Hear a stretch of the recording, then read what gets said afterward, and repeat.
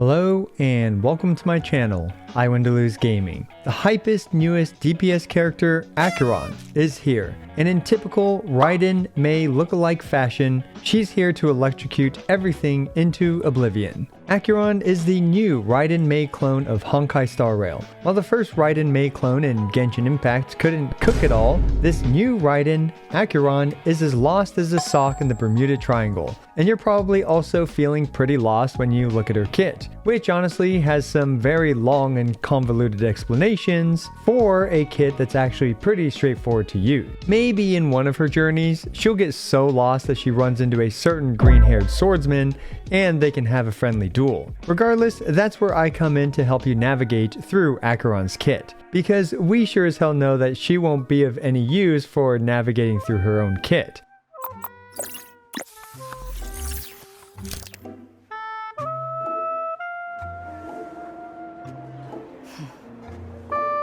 Acheron is a lightning DPS character who is lost in the path of nihility, and right off the bat, spoilers, she feels like an incredible DPS character, but with a lot of caveats as to whether or not I recommend her for your account. In this video, we'll take a detailed look at her kit, the best petal growers for her, relics and stats, light cones, which is a very important section for her teammates, Eidolons, and finally, a flowchart which can help you decide if Acheron is a good choice for your account. Let's drag Acheron back to where she belongs, which is in this guide video going over her kit. Acheron doesn't use energy to use her ultimate. Instead, she uses these petals, aka slashed dreams. When she has 9 of these slashed dreams, she can use her ultimate, which is where most of her damage comes from. And boy, it is a lot of damage. Starting with her basic attack, Trilateral Wilt Cross. This basic attack is largely unremarkable, and overall should mainly just be used for generating a skill point. However, it's generally not the end of the world if you end up using it. And up next we have her skill, Octobolt Flash. This costs a skill point, deals 160% damage to the primary target and 60% damage to adjacent targets at talent level 10, and more importantly, it generates 1 slashed dream. AKA, I'm just going to call them petals from now on because slash dreams for some reason is hard for me to say too many times in this video. Anyway, it also adds a crimson knot to the primary enemy that you targeted with her skill. And this provides the perfect segue to talk about her ultimate, Slashed Dream Cries in Red.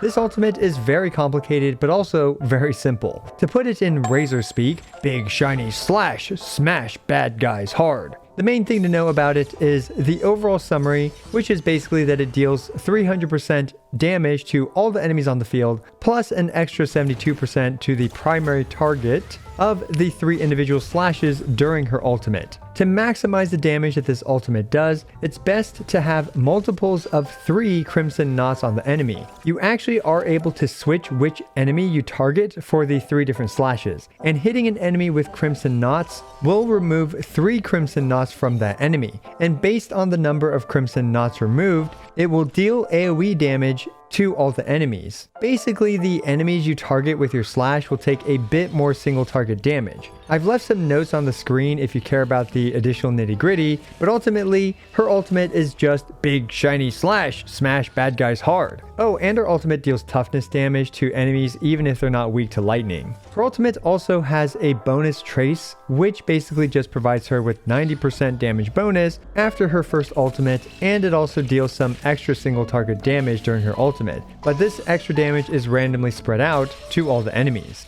Up next we have her talent. This thing is pretty convoluted, but can fortunately be broken up into a couple components. The first component is that when Acheron casts her ultimate, it applies a resistance shred debuff to the enemy. This resistance shred debuff only lasts till the end of her ultimate. The fact that this actually counts as Acheron applying a debuff will be important later on in the video. The next part of her ultimate is about how can we generate petals for Acheron. Here's what you need to know. First of all, upon entering battle, Acheron will start off with 5 out of 9 petals, assuming you've leveled her major trait. Now to generate additional petals, when any character in your party or an enemy takes an action, if a debuff is applied to the enemy, Acheron will gain 1 petal. So what counts as an action that can generate a petal? Well, a character's turn where they use a basic attack or skill, a character's ultimate, except for Acheron's ultimate, a follow-up attack, a character's technique upon entering battle, and an enemy's turn. If any of these individual actions apply a debuff to at least one enemy, 1 petal will be generated for Acheron. Keep in mind that even if you debuff multiple enemies like with Pela's ultimate, you will still only generate 1 petal for Acheron. This also applies for Acheron herself. So if Acheron is able to apply a debuff to her enemy via her basic attack or skill, she'll generate an additional petal. For example, if she uses her basic attack and breaks an enemy, she will gain 1 petal. And if Acheron uses her skill and breaks an enemy, she'll generate 2 petals total. 1 petal from her skill and 1 petal from her talent by applying a debuff via lightning breaks shock. And of course you don't need to worry about breaking the enemy if you have Acheron's signature light cone, as her signature light cone will always apply a debuff to the enemy through Acheron's basic attack or skill. Anyway, enemies' actions can generate petals for Acheron as well. For example, when those exploding goldfish explode, Acheron will gain a petal. Acheron also has quadrivalent ascendants, or as I'm just going to be calling them, overflow petals. Basically, if you're at 9 petals, if you generate any extra petals, they will become an overflow petal, and she can stack up to 3 of these overflow petals as indicated by this icon next to her portrait at the bottom. The next time she uses her ultimate, these overflow petals will be converted over to regular petals. This allows for more flexibility as to when to use Acheron's ultimate. For example, let's say you have Acheron's ultimate ready to go. Well, you can still use Silver Wolf's ultimate to debuff an enemy, and you'll gain an overflow petal. This way you won't waste a petal. It is important to note that Acheron cannot generate any petals during her ultimate. So even though her ultimate applies the resistance shred debuff, it won't generate a petal or an overflow petal during the ultimate. Lastly, upon entering battle, many characters' techniques like Pela's technique will generate a petal since it applies a debuff through a character's action. Phew, okay, I know this is a lot of information, but you'll get the hang of it as you use her more. And if you have any questions about the Petal Generation mechanic, you can always come back to visit this section if needed. I'll also have a list of practical ways to apply relevant debuffs a bit later on in this video. Acheron also has a very important passive called the Abyss, which increases her damage based on the number of Nihility teammates that she has. Having 1 Nihility teammate gives her a 115% multiplier to her damage, and having 2 Nihility teammates gives her 160% multiplier to her damage. It's very important to note that this multiplier is its own separate multiplier, and thus results in a 60% increase to her damage with 2 Nihility teammates. Her Eidolon 2 reduces this requirement by 1 Nihility teammate, but we'll talk about that later. Lastly, we have Acheron's technique.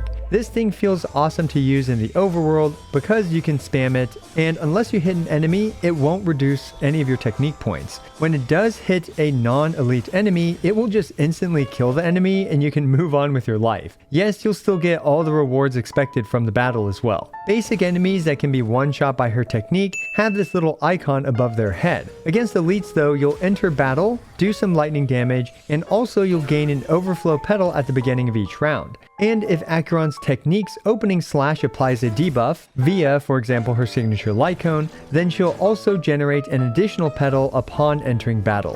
For talent priority, level up her ultimate, her talent and skill, and finally her basic attack. Next, let's talk about the most practical ways to apply debuffs and thus generate petals, aka slashed dreams, for Acheron. There are a ton of ways to apply debuffs in this game, but fortunately I've identified the most useful and practical ways to apply debuffs for your Eidolon 0 Acheron to truly shine. Remember, we do want 2 Nihility characters on her team at Eidolon 0. Starting off with the overall best character for this role, an Eidolon 4 Pela with the Resolution Shines as Pearls of Sweat light cone. However, there is an important detail you need to know about certain light cone debuffs. Nihility light cones that apply a 1-turn debuff like the Sweaty Pearls, Kafka's signature light cone, and Silverwolf's signature light cone do not work if you reapply the buff on an enemy who already has that debuff on them. This is why Pela's Eidolon 4 is useful, albeit not necessary, because you can use her skill to generate a Petal against an enemy that already has the Sweaty Pearls debuff on them. Also, Sweaty Pela is incredible with Acheron because she can consistently get a turn 1 ultimate by starting the fight with her technique and using her skill in the first turn. This turn 1 ultimate shreds all enemies' defense by up to 78% and will allow Acheron to use her ultimate against these super shredded enemies.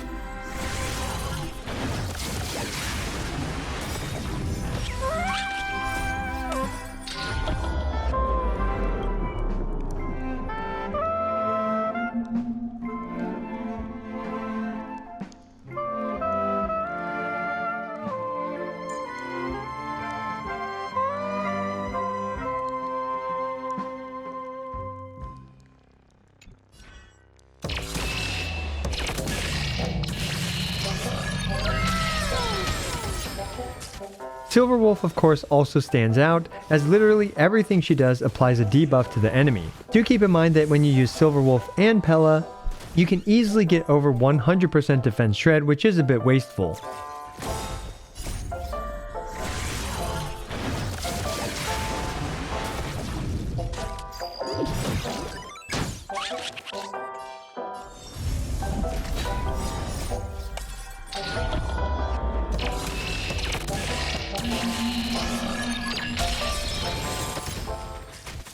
And Kafka, especially with her signature light cone, also applies a ton of shock to the enemy. Kafka is especially notable here since her follow-up attack will add a Petal. Sadly, her skill activating a Dot's effect does not add a Petal, but if you have her signature light cone, you are very likely to add a Petal by applying shock to an enemy that doesn't already have the light cone shock on it. While Kafka doesn't enhance Acheron's damage directly, she is theoretically the fastest proactive Petal generator for Acheron.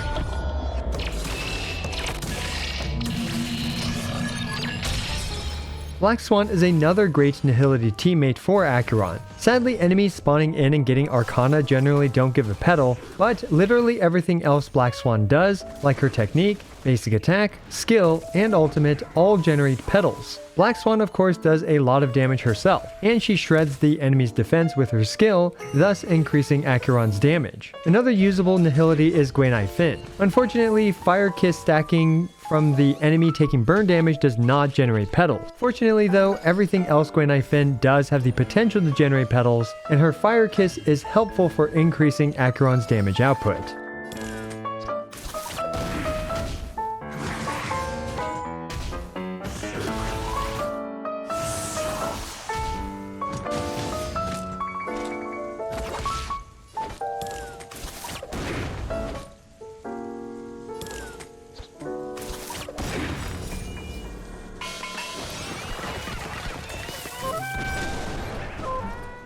Finally, Welt, Luca, and Sampo are usable all in their own ways. Welt provides a small amount of damage to Acheron while also providing defensive utility. Luca can increase the amount of damage an enemy takes, and Sampo, well, he doesn't do much for Acheron, but he can apply Wind Shear and thus allow Acheron to use the Fermata Light Cone. This is a bit copium, but we will talk a bit more about this in the Light Cone section. Now, since Eidolon 0 Acheron teams already have 3 slots occupied by the most nihilistic of individuals, this only leaves 1 remaining slot, and most of the time that slot will go to a sustained character. Acheron is the first character to make the trend of the Universal Market Light Cone, or TUM for short, extremely powerful and useful. Slap this thing on any preservation character, and any enemy that attacks that character will likely get burned and thus generate a Petal for Acheron. In fact, even if the same enemy attacks multiple times in a row, they will get burned multiple times in a row. This is one of the fastest ways to generate petals for Acheron. All the preservation characters can, of course, equip the Tum, with each of them providing their own advantages. Fire Trailblazer is actually amazing with this thanks to her perfect taunt. Not only does the taunt itself generate a petal for Acheron, every taunted enemy that attacks the Fire Trailblazer will activate Tum over and over and thus generate even more petals.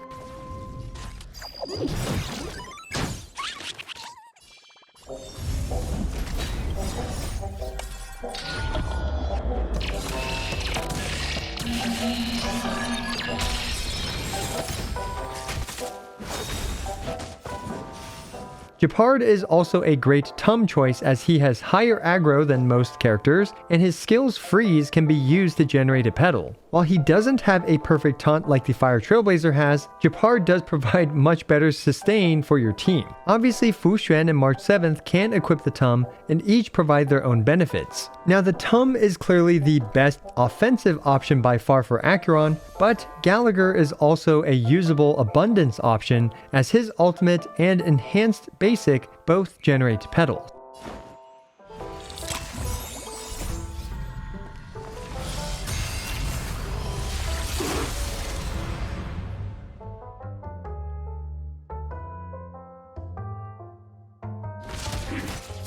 Of course, you can always slap on stronger healers like Luocha or even Huohuo, but just keep in mind that they cannot generate any petals for Acheron. And it goes without saying that energy recharge things like Huohuo's ultimate don't do anything for Acheron herself.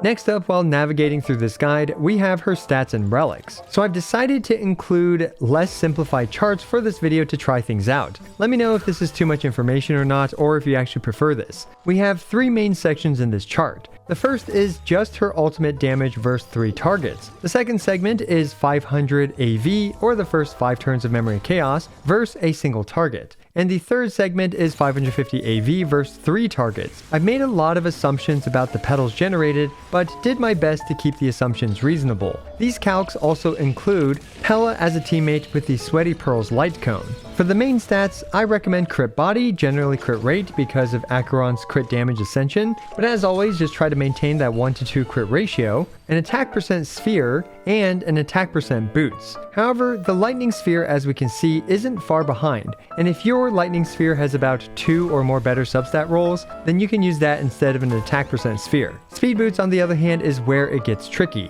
With 550 action value, since I assumed in these calcs that Acheron has 110 speeds from a few speed substats, adding speed boots here only gives her 1 extra turn over 550 AV, and thus just 1 extra skill usage. Even in the best case scenario, where if Acheron gains an additional ultimate from up to 2 additional petals generated, she would still do a bit less damage than attack boots. Of course, this is a gross oversimplification, but since a ton of her energy, aka petals, aka slashed dreams, are generated by her teammates, her own speed isn't as crucial for how many ultimates she can spam in comparison to other energy-based characters. However, there will certainly be situations where speed boots are better, but my personal recommendation for most players is that attack percent is what I prefer, sims a bit better in calculations, and is what I'll be using most of the time. For substats, it's the usual crit, attack percent, and some speed doesn't hurt either. If you manage to reach 110 speed, you'll gain 1 extra turn in 550 action value, which is nice but absolutely not mandatory. Also, effect hit rate is generally not recommended since both her ultimate and her signature light cone are guaranteed to apply to the enemy and don't need any effect hit rate. Let's take a quick look at this damage distribution pie chart. Yummy pie. Anyway, 81% of her damage comes from her ultimate. So yeah, that's why we want to spam her ultimate as much as possible.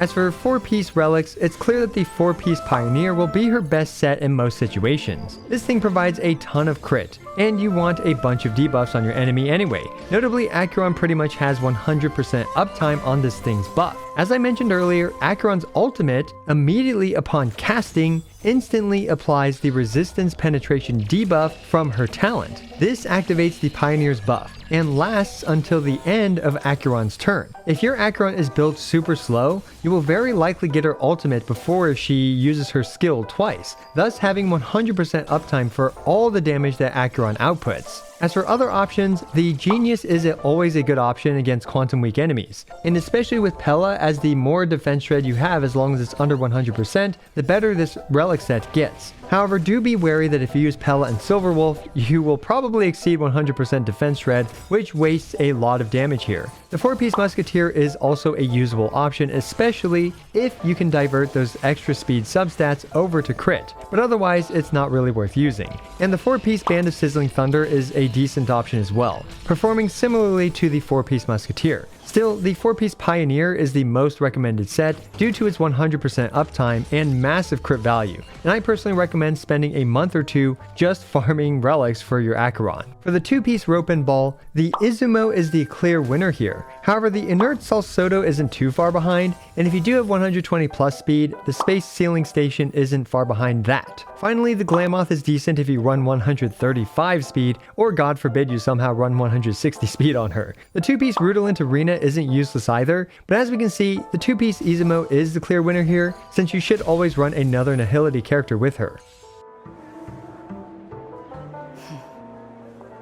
Now this light cone section might be the most contentious section of this guide, and before we continue on with the charts, let's first understand her signature light cone. Along the Passing Shore applies the Mirage Fizzle debuff whenever its wielder hits an enemy. Again, it is not dependent on effect hit rate to apply the enemy and is guaranteed to apply to the enemy. The Mirage Fizzle debuff also allows the wielder of this light cone to do more damage, especially more ultimate damage. This Mirage Fizzle counts as a debuff, and thus allows Acheron to apply a debuff to the enemy consistently with her basic attack and skill, thus generating a petal for her 100% of the time. Do keep in mind that Acheron can still generate an additional petal through her basic attack or skill by breaking the enemy as well, but that is of course situational, whereas this is guaranteed. As such, her signature light cone not only increases her damage by a notable amount, but it also generates additional petals for Acheron, which sometimes can lead to an additional ultimate. So here are two charts. The top chart has the Good Night Sleep Well with 6 ultimate casts and 550 action value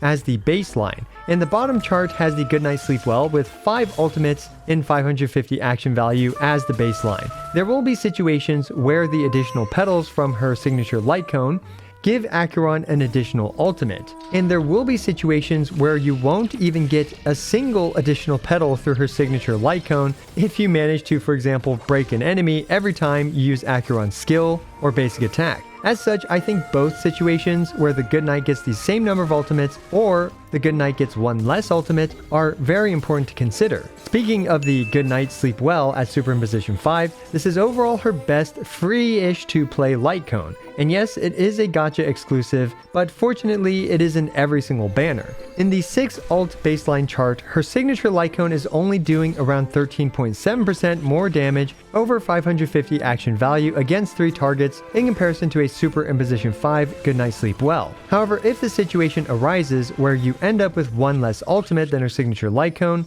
then her signature light cone is doing nearly 32% more damage against 2 targets because of the extra ultimate. Now, from my personal playtesting, I was consistently able to output the same number of ultimates with the Good Night Sleep Well and with her signature light cone. With a slow Acheron build and with short battles, since Acheron nukes everything into oblivion, the additional petals from her signature light cone didn't come into play in my limited play testing, but there will absolutely be many situations where those additional petals do lead to an ultimate in time. As for a Superimposition 1 Good Night Sleep Well, while it does perform worse than many of the other options in this list, the reality is you're very likely to get copies of it in the future. As such, I still recommend it over most of the other options for this specific reason. That way you don't invest too many resources leveling up a bunch of light cones that once you get a couple superimpositions on Good Night Sleep Well, you won't use anymore. Anyway, there are other light cones worth mentioning. The Incessant Rain and Patience Is All You Need are both usable as well. Just remember the earlier mechanic that I mentioned where if you hit an enemy already with this debuff, it won't reapply the debuff. Personally, I'm not sure if if this is a bug, but until they directly address this, try to avoid reapplying it to a target that already has the debuff on it. As for patience is all you need, honestly, you're generally better off using it on Kafka obviously, and since you aren't building Acheron with effect hit rate, the reliability of this light cone applying shock is questionable against tougher enemies. Still, it's still a usable option for more reliably generating additional petals. As for your other options, it's pretty slim pickings, but In the Name of the World is an acceptable stat stick and is probably your next best option. Now, Sweaty Pearls has issues and is overperforming in this chart, hence why I've italicized it, because Pella is already using this and it doesn't stack. I know this is lazy math, but I didn't want to redo an entire scenario without Pella just for this one very niche pick light cone anyway. It's pretty complex to explain, but overall I don't really recommend it because you will probably be using this on another Nihility character to buff your Acheron. That leaves us with literally the only truly free-to-play non-gacha exclusive option, the Fermented Kafka. Not only is its performance a bit lacking, but you also need Shock or Wind Shear to be on the enemy in order for this thing to provide any bonus damage to Acheron. This means you pretty much need to use Black Swan or Kafka on Acheron's team to make this thing even worth considering. Sampo does exist, but he does not synergize well with Acheron since he doesn't buffer damage in any way. So yeah, her only completely free-to-play option is kind of ironic because it really enjoys having an exclusive 5-star teammate with her.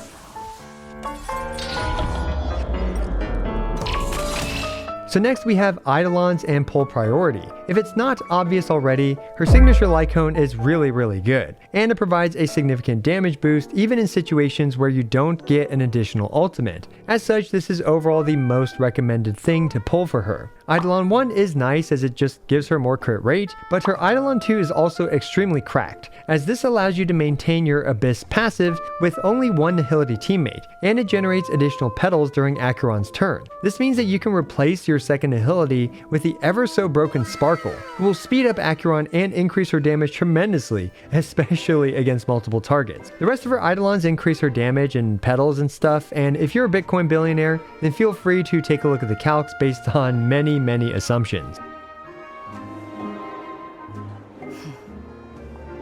Let's talk about building a team for Acheron.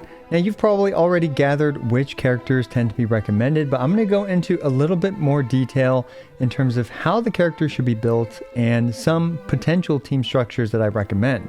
Now for the current Memory of Chaos 12, this is a very powerful team. I did want to talk about how to build Pella specifically. Ideally, you want your Pella to be 174 speed or higher, plus the Superimposition 5 Sweaty Pearls, plus the 2-piece Sprightly Von Whack. So what this enables is the 1-turn ultimate Pella that I showcased to you guys earlier, but also 174 speed plus the Von Whacks allows Pella to move 3 times in the very first round.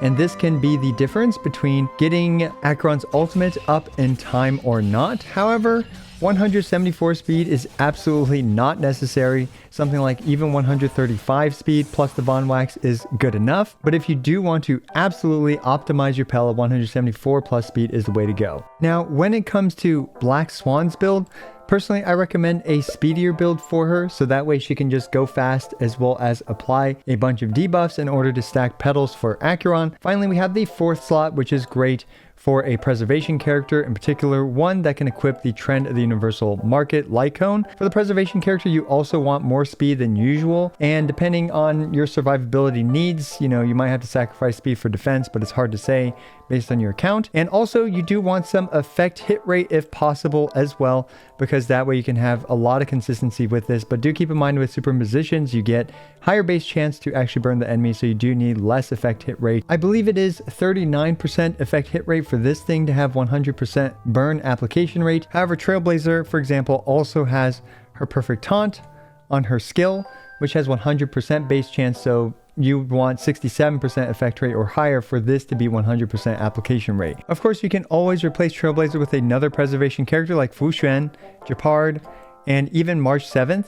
They can all be used for this role, and they can all equip the Tum Light Cone. And if you don't have the Tum Light Cone, you can absolutely run Abundance character as well in this final slot like Gallagher, or really any of them, but because when it comes to Abundance characters, they don't increase Acheron's offensive prowess nearly as much via their Petal Generation in comparison to preservation characters, but of course Huohuo's 40% attack is always welcome. Now, what if you don't have Black Swan? Typically for my recommendations, I think that Black Swan, Kafka, and Silver Wolf are the 3 best Nihility characters for the second Nihility character slot, followed by Guanai Finn, and after that, probably Luca, and finally after that, it's probably Sampo. So yeah, the last Nihility slot is flexible. Now the next team I want to talk about is the triple Nihility Mommies.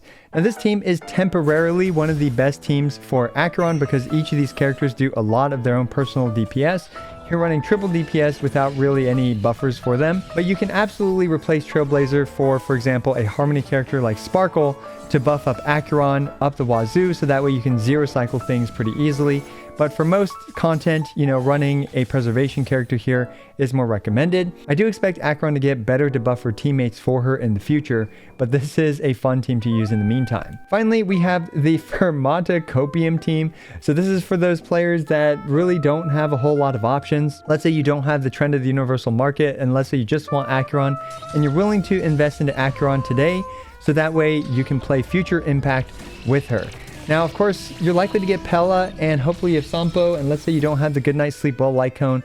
Well, this will enable the Fermented Kafka Light Cone for your team, and you can slap in any sustained character here. But yeah, this is the Fermata Copium team. So I decided to make this wacky flowchart to help you guys decide whether or not Acheron is the right character for your account in today's meta specifically. Now I do have this box right here that says future impact, and if these things apply to you, then I'm just going to give her a question mark out of 10 for my recommendation. Now before we dive into the flowchart portion, there are a couple questions that are important to ask. The first is, do you have the trend of the universal market light cone? If you do, I personally would add a 1 out of 10 recommendation to any of the below recommendations. And if you are willing to farm for 1 to 2 months for relics, this is another +1 recommendation for each. I know not all of us are, patient enough to log in every single day and farm relics for literally 2 months straight for one single character. But if that's something you are willing to do, then that does improve my recommendations for you. So let's go ahead and start going through the actual flowchart portion of this. First question is, do you have Pella and the Sweaty Pearls Light Cone? And if you do, great. If not, well, we can go over here. But first, we're going to start off as if you do. So let's say you do have Sweaty Pella. The next question is, are you going to be pulling for a super in position 1? And if you have Sweaty Pella and you're pulling for a super in position 1, she immediately becomes an 8 out of 10 recommended character. Now the next question is, if you don't have super in position 1 for her light cone, then do you have Good Night Sleep Well or an equivalent light cone in the light cone chart? Then we can move on here. If you have, for example, just the super in position 1 Good Night Sleep Well, she will still do pretty good. And if you have super in position 5 Good Night Sleep Well, it's still a pretty recommended character. Most of my playtime with her was with a super in position 5 Good Night Sleep Well, and I can tell you I highly recommend her at this power level right here. The next question is, if you don't have Good Night Sleep Well, you don't plan to pull for super in position 1, do you have Black Swan or Kafka? And this is where things get a little tricky. Since you don't really have any light cone that you can use with her, well, Black Swan and Kafka at least enable you to run the Fermata light cone on her without having a huge opportunity cost in terms of what teammates you can utilize with her. Now we can also see that going from the Sweaty Pella bubble at the beginning, if you don't have Sweaty Pella and you follow this no all the way down, and then you follow this other dotted line over here where it says yes, but you don't have Sweaty Pella, well, that means that we also skip these 2 nodes.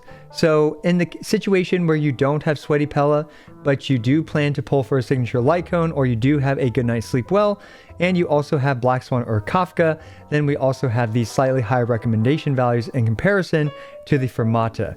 Let's say though you don't plan to pull for S1, you don't plan to use a Good Night Sleep Well, you don't have Sweaty Pella, and you don't have Black Swan or Kafka, well, now we are getting into some seriously copium teams. Can a team like this still clear Memory of Chaos 12? Abso-freaking-lutely, but we're in some territory where we're getting to the point where it's not really recommended for your account in today's meta to pull for Acheron. With all that being said and done, let's take a look at some 10 out of 10 team examples that I have here. If you have her super in position 1 signature light cone plus the trend of the universal market, these teams are absolutely going to dominate. Now finally, if you do have the Good night, sleep well as super position 5 instead of the along the passing shore. Personally, I think these team setups are still going to deserve a 9 out of 10. And hopefully this flowchart helped you make a decision on whether or not Acheron is right for your account, as well as to give you guys a visual representation of what I recommend for her.